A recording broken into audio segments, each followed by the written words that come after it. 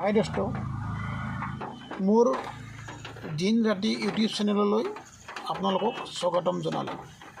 এটা সৰু কথা মনত খেলিলে আৰু সেই কথাটো মই আপোনালোকৰ ওচৰত শ্বেয়াৰ কৰিবলৈ বিচাৰিছোঁ। ভুল হ'লে মোক ক্ষমা কৰি দিব আৰু ভাল লাগিলে আপোনালোকে লাইক শ্বেয়াৰ কৰিব।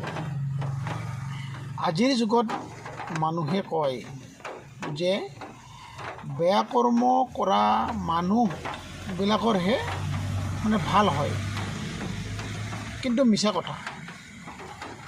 যিজন মানুহে বৰ্তমান বেয়া কৰ্ম কৰিলেও তাৰ ভাল ফল পাই আছে, সেইটোৰ মেইন কথা হ'ল সেইজন মানুহে আগতে ভাল কৰ্ম কৰি ভাল পুণ্য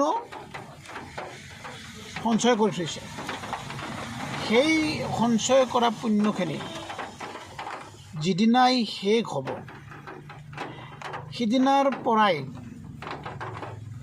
তেখেতে যিমান বেয়া কৰ্ম কৰিছে সেই বেয়া কৰ্মৰ ফলখিনি পাবলৈ আৰম্ভ হ'ব।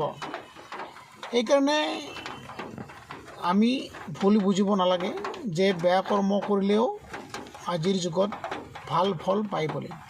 বেয়া কৰ্মৰ ফল সদায় বেয়া, ভাল কেতিয়াও নহয়। ভগৱানৰ ওপৰত একান্ত বিশ্বাস ৰাখক। ভগৱানক বিশ্বাস ৰাখি সকলো কামতে আগবাঢ়ি যাওক। জীৱনত কাৰো বেয়া নকৰিব। জীৱনত সত্য পথত চলিলে বহুত কষ্ট পায়, কিন্তু কষ্ট পাই পেলাই যিখিনি পুণ্য সঞ্চয় কৰা যায় সেইখিনি চিৰযুগমীয়া হয়। সেয়েহে খন্তেকীয়া সুখতকৈ সুখ যদি দীঘলীয়াকৈ বিচাৰে তেতিয়াহ'লে সত্যত থাকক, ভগৱানক বিশ্বাস কৰক। ৰাধে ৰাধে।